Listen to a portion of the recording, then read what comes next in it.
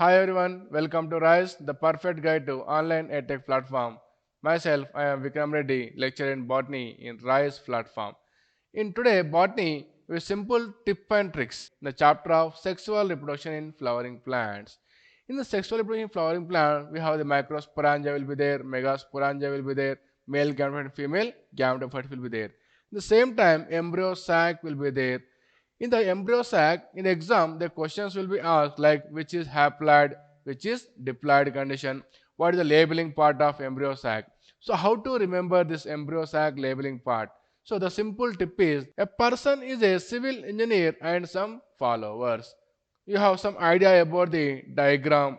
This is a embryo sac diagram. We have the some idea. So which is antipodals, which is synergids, you have some confusion will be there. So that is a person is a civil engineer. So on that A means antipodals. We have three antipodals which is the chalazal end and that is three antipodals will be there, that is haploid in nature.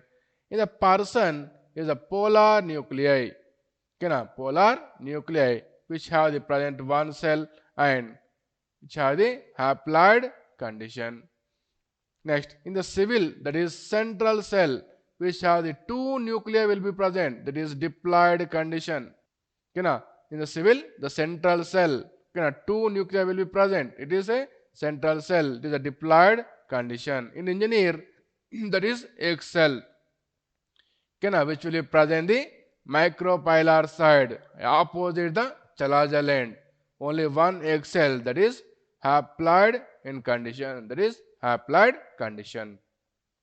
In some, that is synergids, we have two synergids will be there, that is also haploid condition. Below the egg, two synergids will be present. In followers, that is filiform apparatus, this also haploid condition will be there, which will be helping in the entry of pollen tube. So this is the most important simple tip and trick, that is a person is a civil engineer and some followers. For more tips and tricks, watch our YouTube channel. Thank you.